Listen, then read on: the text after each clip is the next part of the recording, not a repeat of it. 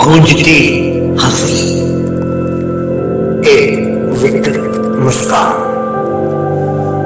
मीना ने नया फ्लैट लिया था शहर के बीचों बीच 15वीं मंजिल पर। पहली रात वो बालकनी में खड़ी थी।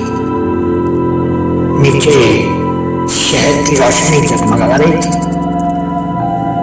अचानक उससे पीछे से किसी के हंसने की आवाज सुनाई दी। उसने पीछे मुड़कर देखा, लेकिन कमरे में कोई नहीं था। हंसने की आवाज तेज होती जा रही थी और वो किसी बच्चे की सी लग रही थी। हालांकि उसमें एक अजीब गूंज थी, जैसे वह दीवारों के अंदर से आ रही।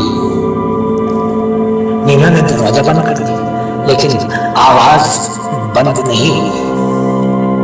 वो और तेज और डरावनी होती जा रही थी। मीना ने डरते हुए दीवार पर कान लगाया।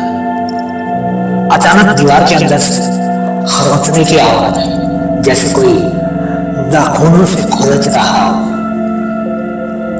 हंसी अब चीख में बदल गई, जो सीधे उसके कानों में गूंज रही थी। मीना घबरा कर पीछे हट गई। दीवार पर हल्की सी दरार उभरने लगी और वह धीरे धीरे फैलने लगी, जैसे कोई चीज अंदर से बाहर निकलने के लिए छटपटा रही हो। मीना का दिल धड़कने लगा और वह बुरी तरह कांपने लगी। दीवार में से एक ठंडा सफेद हाथ बाहर निकला, जिसने उसकी कलाई को जोर से पकड़ लिया। मीना चीखने के लिए मुड़ी, लेकिन तभी दरार से एक चेहरा झांकने लगा। चेहरा अधजला विकृत था और वो उसकी आंखों में देखकर मुस्कुरा रहा था। हमेशा से यहां रहे हैं, चेहरा फुसफुसाया।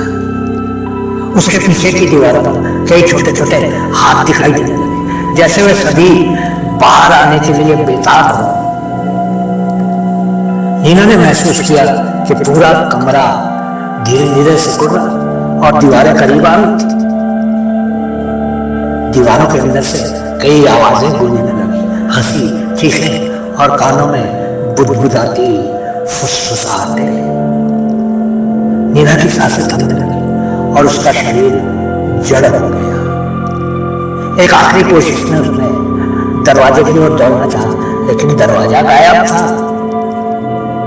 दीवारें अब उस पर झुकने लगी और उसकी आखिरी चीख गले में फंस गई। दीवारें उसे अंदर निकलने लगी, जैसे वो अभी उन परछाइयों का हिस्सा बनने वाली। फिर अचानक सब शांत हो गया।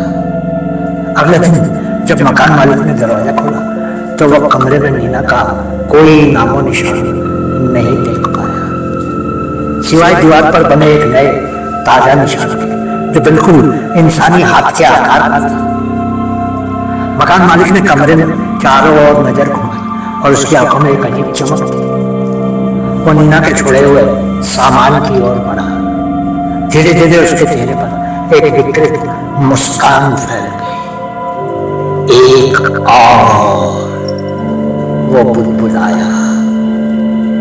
वो जानता था कि इस जगह का खौफनाक सच क्या था। बहुत बहुत शुक्रिया।